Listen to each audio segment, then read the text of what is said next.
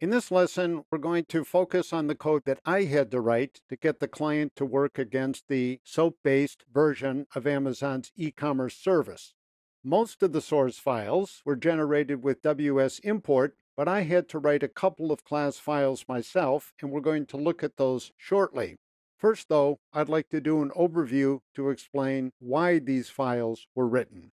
So the framework we're using is JAX WS, that's the official name, Java API for XML, Web Services, and Web Services in this context connotes SOAP-based web services.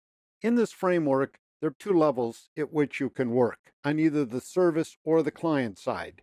So far, we've been at what might be called the application level. At this level, on the service side, you would define a service with the @web service annotation, and then define the methods that the service exposes. Each of those methods should have the @web method annotation. On the client side, what you would do is invoke the operations that are exposed by the service.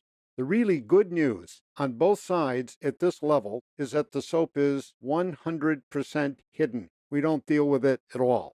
Now consider this scenario. Suppose I'd like to write a client against a web service that requires me to send a digital certificate for authentication in the header of the outgoing SOAP envelope. In other words, my request has to be a SOAP envelope whose header contains my digital certificate. This means that I have to have access, of course, to the SOAP message, and the handler level provides exactly that access. So there are two types of handlers. One is called the SOAP handler. It has access to the entire SOAP message, the headers, the body, and even, if needed, the attachments. A more restricted type of handler is the logical handler, which has access only to the body.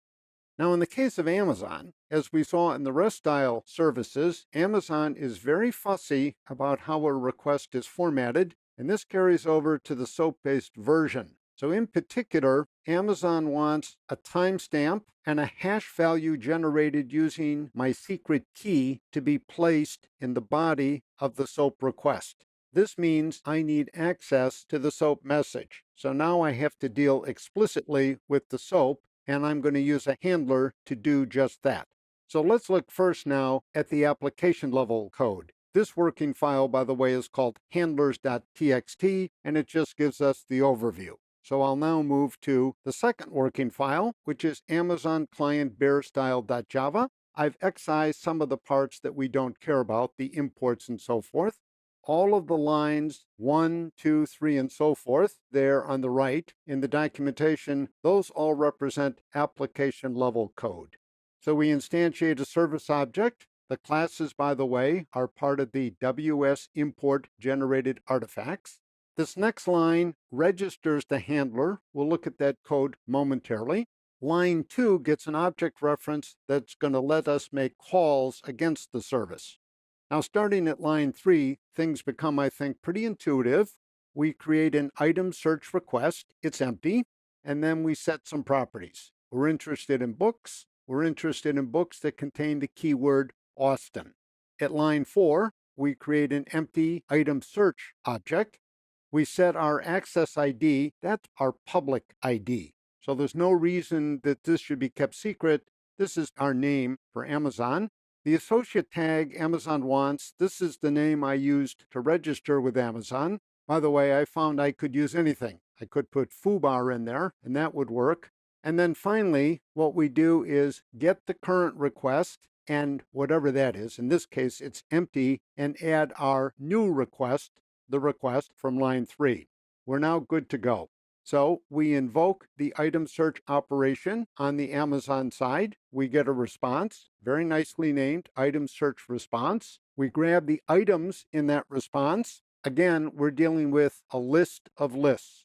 In our case, we basically just want a list of books, but it might be a list of books and a list of movies and so on. There are two for loops. The outer for loop goes through the outer loop, and the inner for loop then iterates over the inner loop, and all of the action in this case is in the inner loop because we asked only for books by or about Austin.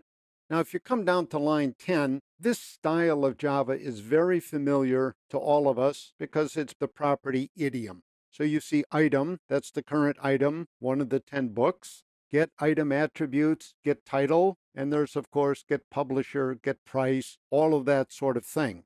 So if you look at this application level code, you can see there's not a hint of SOAP and it's relatively high level, and that's completely appropriate. Now let's take a look at the handler code. So that's in a file called AWS handler resolver.java. That's also included in the working files. And we don't have to look at all of it. Some of it's pretty grimy, but I want at least to give you the sense of what's going on. So at line 1, this method called getHandlerChain. So I need to define that because that's the method in the handler resolver interface. What that does is it registers my handler with the SOAP runtime. So conceptually, what's going to happen is on the client side, the SOAP library will build a SOAP request envelope. It'll then pass that SOAP envelope to my handler, and then my handler can tinker with it before it goes out over the wire to Amazon. All of the action occurs here in a method called handleMessage, and the argument, the SOAP message context, allows me to get everything that is known about the outgoing SOAP message. The first thing I do, of course, is check which direction we're dealing with. Handlers are inherently bidirectional. So an outgoing message is caught by a handler, an incoming message is caught by a handler. I care only about the outgoing, that is, the request, not the response. My handler doesn't need to do anything in the response. My application level code will handle that. So if this is outbound, at line 3, I'm grabbing the SOAP message.